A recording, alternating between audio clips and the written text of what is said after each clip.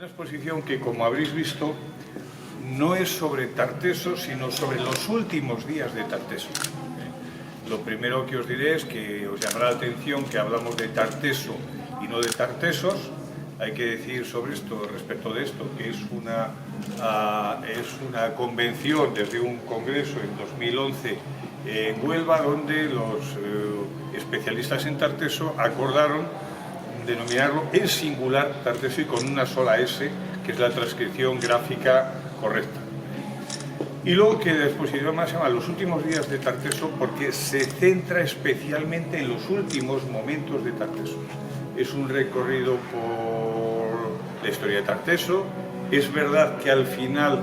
hemos tenido ocasión de presentar no solo el final de la civilización tartésica, sino también los primeros momentos, más de lo que inicialmente pensábamos, por cuestiones que tienen que ver incluso con las políticas de préstamos de piezas de los museos, pero al final hemos conseguido, o hemos intentado, y espero que hayamos conseguido,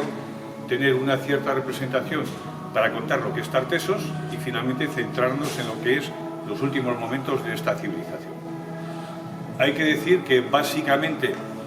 el mundo tartésico que se cita en las fuentes a partir de fines del siglo IX, en las fuentes clásicas, es un mundo ignoto que se vincula con el mundo de los mitos y singularmente con la figura de Hércules, que como sabéis, y por eso hemos querido representarlo aquí, entre los bueyes de Gerión, que se supone que ya estaba en el estrecho de Gibraltar, donde se supone que están las columnas de Hércules, y por eso esta primera zona, esta unidad, además de dedicarnos a contar cómo veían los primeros griegos, los griegos arcaicos, cómo veían el mundo, Juan de Mata descubre unas estructuras arquitectónicas y un conjunto de piezas realmente excepcionales de orfebrería que le permite al decir que exactamente este es el punto donde estaba Tartesos. Según Juan de Mata, esto es Tartesos, el carambolo es Tartesos.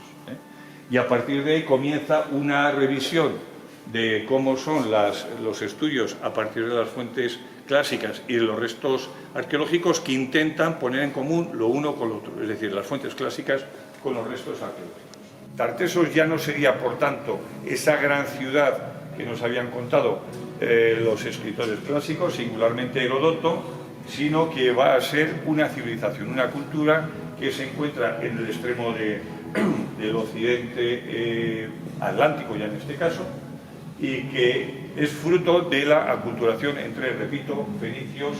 y indígenas. Esta es una ilustración de Albert Álvarez Marsal muy interesante, donde hemos intentado reflejar gran parte de las incorporaciones que trajeron los fenicios. Por ejemplo, pues veremos la presencia de los asnos. En la península ibérica había caballos, pero no había asnos cuando llegan los fenicios, y esto implica, como bien sabemos, los asnos son mucho más dóciles para el trabajo que los caballos, pero llegan además con las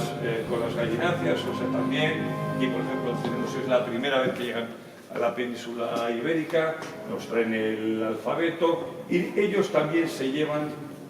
algunas cuestiones para Fenicia, sobre todo para las ciudades de Sidón y Tiro, muy importantes, como son sobre todo metales preciados. Lo que buscaban principalmente los fenicios en la península ibérica y en Tartesos, en el territorio tartesio, era material de metales preciados, sobre todo oro y plata,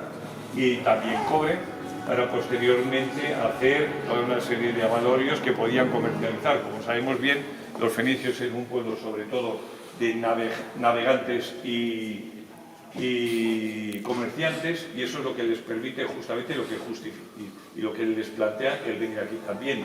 Traen las incorporaciones de marfiles, incluso han querido representar estas piezas de marfil, y traen también la pasta vítrea, que es otra de las cosas que de momento en la península ibérica no tenemos. Aquí estamos hablando de los momentos iniciales, finales del siglo IX, comienzos del siglo VIII a.C., y es lo que permitirá el desarrollo, repito una vez más, de la civilización tartesia. En estos primeros momentos vamos a ver que los poblados que inicialmente tienen viviendas de estructura circular, propias del bronce final, cambiarán a tener estructuras rectangulares, que se consideran ya propias de un momento tartésico pleno. Pero nunca antes se había hecho una exposición sobre Tarteso. Es una pregunta para la que no tengo respuesta. Desconozco el motivo por el que nunca se ha hecho una exposición sobre Tarteso. No es fácil, esto ya lo he comprobado en mis carnes, que no es fácil que todos los museos presten sus piezas estrella,